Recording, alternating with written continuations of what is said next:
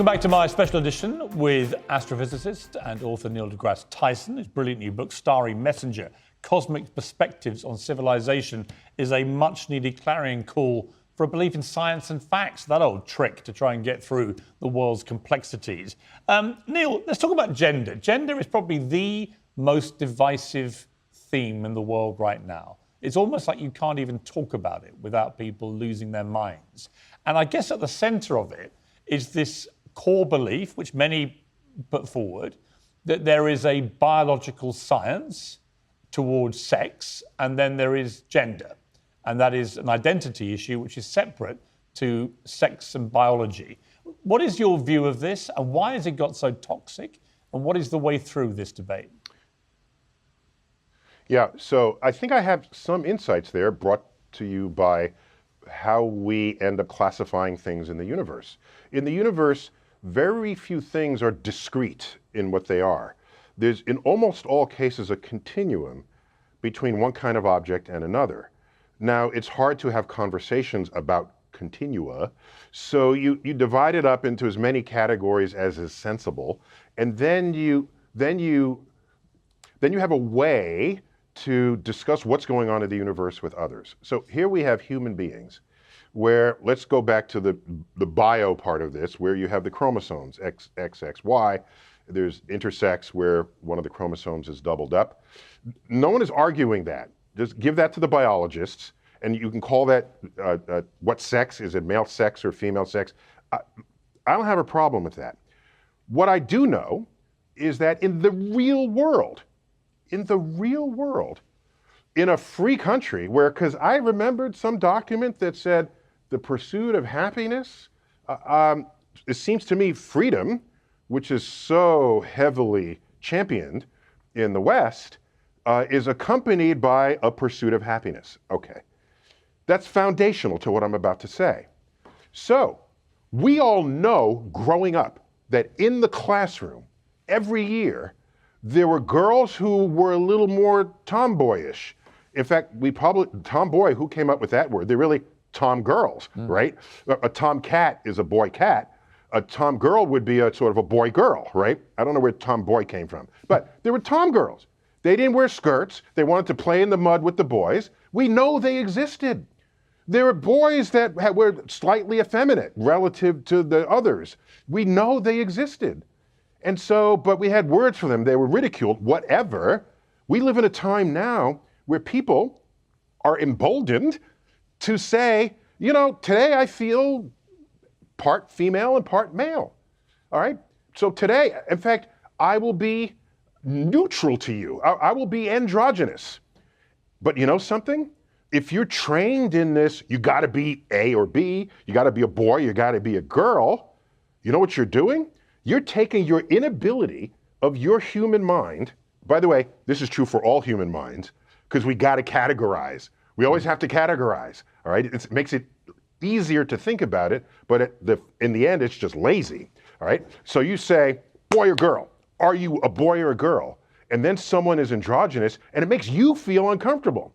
But just because you feel uncomfortable, does that give you the right to come back to a person who's expressing their freedom of self? It doesn't, but I think what I would say, right, but what I would say to this, here's where it gets more complicated. Take the issue of transgender athletes in women's sport, for example. Okay, I got two more sentences and I'll jump right into that. Okay. I just want to set the table here. Yeah. I'm setting the table where, okay, that if we allow gender to appear on a spectrum, gender expression to appear on a spectrum, as is apparently the case in the real world where people have the freedom to do so, then for you to put your limited capacity to think on a spectrum in a law that inhibits the freedom of others, that's not a free country. Okay, so now take it to the next step. Where do you want to take that? Well, what I want to take it to is I don't disagree with that. I think in a free country, you should be allowed to identify whatever the hell you want to identify as. It's fine. I've got no problem with that. Okay, so now where are you taking it? So where I'm taking it specifically to say the issue of transgender athletes in women's sport, which I think has, in an attempt to provide fairness and equality for trans athletes, In women's sport, it doesn't apply the other way in men's sport. In women's sport, it's created a new inequality and unfairness where you have trans women born with superior, powerful male biological bodies who are beginning to beat women with comfortable ease in many sports, and yet they were very unsuccessful comparatively when they competed against other biological males as they were before they transitioned. So my question, I guess, there is, isn't that a clear case where science has to be the determining factor? Because if you remove that from this equation, then you end up with gender-neutral Olympics and women don't ever win an Olympic medal again. Well, there are certain events that the men, like the uneven bars, you won't find men on the uneven bars. It doesn't work with male physiology. On that one. Okay. But my point being, there are reasons why we divide the sexes in sport, is my point. And the moment you start allowing gender identity to overcome biology, I see there's a problem. Okay. So all that means is we are on a frontier that has not been previously breached, which is, what do you do in a sport where now there's an inherent advantage or disadvantage based on the rules that existed for that sport, whereas previously those advantages or disadvantages didn't exist. So this is not complicated. In high school, in college, and a little bit of graduate school, I wrestled. Okay, I was captain of my high school wrestling team and undefeated. I weighed in high school 190 pounds. Do I wrestle the 125 pounder? No, that would be unfair because I'm 65 pounds heavier, twice as strong, and maybe even faster. So they set up a rule.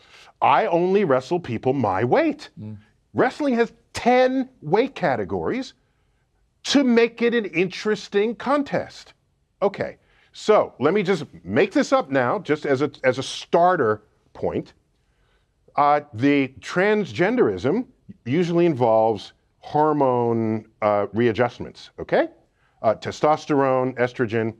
And so we can imagine a future of sports where you're not contesting men against women, you're contesting people in certain brackets of hormone levels. And why not? Because it doesn't work. From separating wrestlers into I hesitate to lecture you about science, Professor Neil deGrasse Tyson. I really do. But I'll tell you why not. Because what they've already tried to do this. They've already tried to reduce hormone levels. What it doesn't do, that process, is reduce body mass or strength, which comes from the male biology.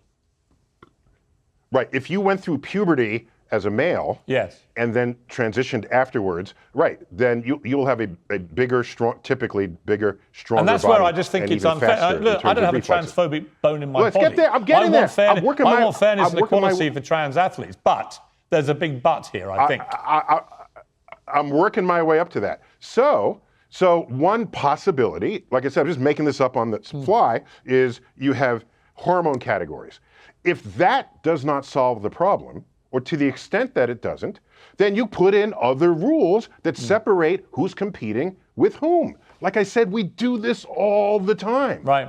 All right? And by the way, are you going to go to Michael Phelps and say, you're genetically taller, and we have a floppier, I don't know if all of this is true, but some of it is true, you have floppier ankles and webbed fingers, and so we're not going to compete you in this race because you'll have an advantage that other people don't.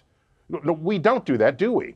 In fact, when you really analyze it, practically every gold medal, record-setting Olympic athlete has some genetic thing going on in them that other people don't have. They do, but my response, my response to that would be, I think Serena Williams has been on record as saying that she would lose to the top 1,000 male tennis players. So my point being, you could be number 999 best in the world as a male tennis player, and become immediately, if you decided to identify as a woman, the greatest women tennis player of all time. Is that fair? I don't think it is. Okay, so now watch. So it turns out, and I've done this, but others have done it as well, but I did it for myself to know it. If you look at world records from world-class athletes, let's say track and field, the 100 meters, men are about 10% faster. 200 meters, 10%. It fluctuates, but on average, it's about 10. The marathon, the men do it about 10% faster, okay? And you look at reflexes, it's about 10% faster. Where you have the biggest differences in weightlifting. But for speed and reflexes, it's about 10% faster. So if you wanted to find out where the top women's athlete would land among men, you look at serving speeds, for example, because that's how fast you can bring the racket to the ball, and find the point where the women's serving speeds match up with the men's serving speeds, okay? And then that's where you would land in the world rankings. What I will tell you is, people pay to watch sports not for how good the athlete is, they watch sports for how good the contest is. But let's remind ourselves of this. If we only watched sports for the greatest of athletes, you would never watch college football. Never. Because the worst NFL, the National, in the London audience here, National Football League, the worst National Football League team there ever was, could wipe their ass with the best college team there ever was. Right. Because everyone in the professions, each one of them was the best in their college. Okay? So, but we love watching college football. Why? Because the contest is equal. And you don't know who's going to win in advance. If you knew who was going to win in advance, you would never watch the sport, that would be, even if it was the best. To bring this bit of the interview to I think, a closure, I would say I get that completely. But the most important thing as a sports fan is you want to get a sense it's a fair playing field. That, I think, is really the crux of that. So what you do is, in the future, what you would do is, so if the hormone levels categories don't work, then there are other categories, reflex categories, okay? Have people compete in reflex categories. I would love that, okay? Then there are people with pretty slow reflexes, they'll have different strategies and how they would win, and group them together. By the way, in chess tournaments, your chess rating puts you in a category where you only compete with other people in that rating. That's you true. don't compete against people where you beat them in 10 moves. That is true. So we are still at the dawn of how we will or should organize the future of sports in recognition of the gender spectrum. And we just have to put some creativity behind it. Yep. I don't see any problem with it. That's why I never wrestled a 120-pound person. I would like to have seen that. Would have been quite entertaining. Now, when we come back in the octagon, you'd pay to see that. I've actually seen some very, very skillful 120-pound wrestlers. So it wouldn't be a given. Sometimes the big guys go down. Even you, Neil deGrasse Tyson. Undefeated. Very impressive, by the way, undefeated. Let's take a final break. In high school.